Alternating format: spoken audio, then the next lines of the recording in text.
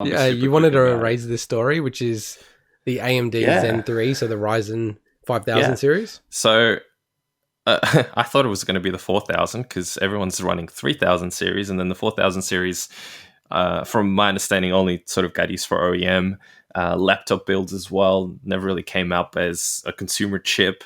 So they just announced the Zen 3 architecture with the 5000 series Ryzen CPUs. So mostly high-end stuff at the moment. I think the lowest tier that they have is the 5600X. And some of there's a couple of kind of interesting things that I think came out of this. And you're a Ryzen user. As you said earlier in the podcast, I'm a Ryzen user. A lot of the people that we know switched over to Ryzen now. Maybe because Yeah. we're kind of balanced in what we use our PCs for. Certainly, you do editing on them. I do editing on my one. So I needed something that Mm. wasn't just for gaming. And Ryzen was perfect. It was lower price. It was fantastic core multi-thread performance. It made perfect sense. So I run a 3900X on my particular PC.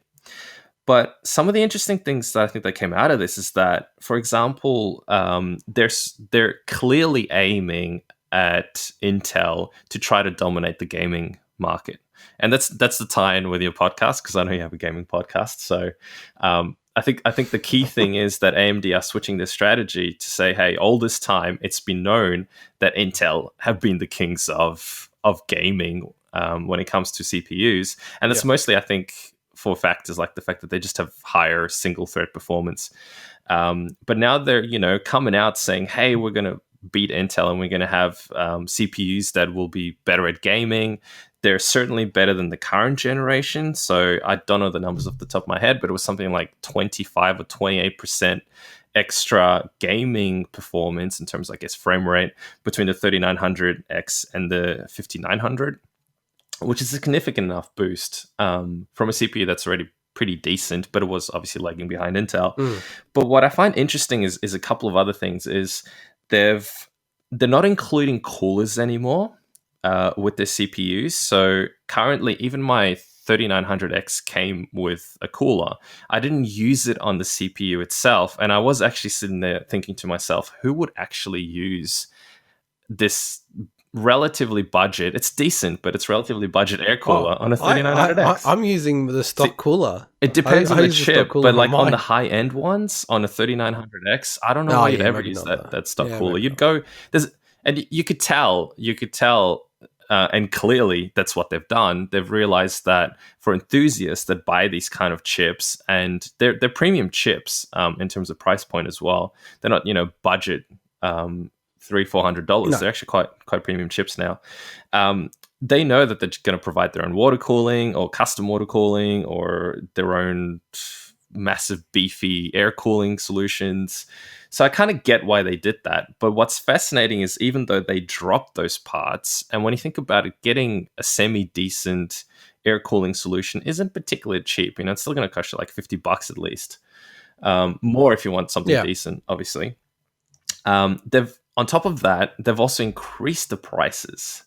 So yeah, you get better performance, but AMD is now not really going to be seen as the value proposition anymore.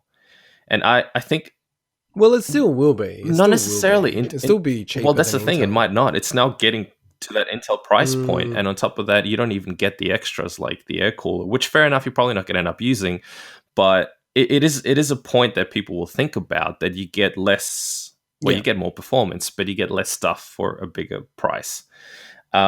Now, obviously, Yeah. we need to wait until these chips come out, and then you can see some proper benchmarks, and we can see exactly what's going to happen, and are they really that much When are better? they coming They're out? supposed to be coming out in November, from my understanding. So, Yeah. soon.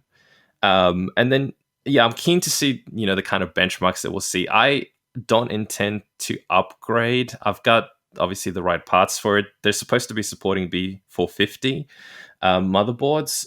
As look, it's probably going to take them until early next year for them to actually get BIOS updates out to be able to support those chips.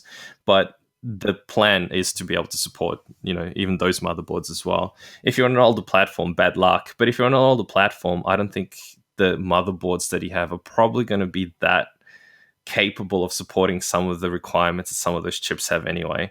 I mean, when I built my machine, I had the 3900X running on a B450i, and I got paranoid about VRM temperatures, especially because I was running a water cooler, so there was no passive cooling around the area of the CPU. Because with a water cooler, you just have that block on top, and then that's it. If you don't have decent airflow in the case, other parts like the VRM is going to heat up.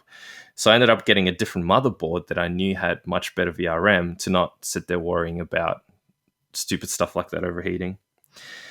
So yeah, I'm keen to see. I don't intend to update to the 5900X. I don't think it's probably worth it for the performance gain, the amount of money I'll spend on an update like that. I might as well just try to overclock the 3900 slightly just to get a bit more juice out of it.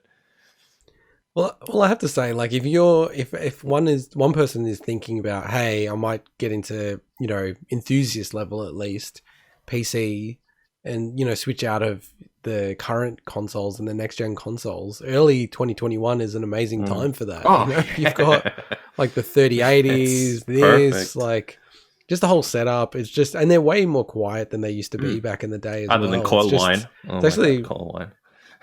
Yeah, that's really. You know what though? I think it's also to do. Coil wine's an interesting one. Just really quickly. A lot of people know about it on the big weekend. But PC for the gaming. people who don't know about coil wine, it's that annoying high pitched noise you get from certain parts vibrating at a certain frequency. And I think the reality is most, if not all, high end graphics cards probably have it. The severity of it will probably depend, but I also think it's a very subjective thing. Some people will hear it less than others. Some people have cases where they don't hear it. Some people have fans running so loud that it drowns that out. On the other hand, I think, for people like you and I, with somewhat maybe more sensitive hearing, that I would hear the slightest bit of coil whine. So like my 2070 does it. Even my old HD 7850 from like 10 years ago or something would do it. And I think in the end there's not a lot of practical things you as a consumer can do about it other than just to get over it. And it's just one of the drawbacks of having that kind of performance in your PC. But it is annoying.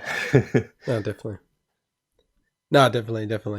And let's go to once PC software builder, now doing everything, which is Microsoft.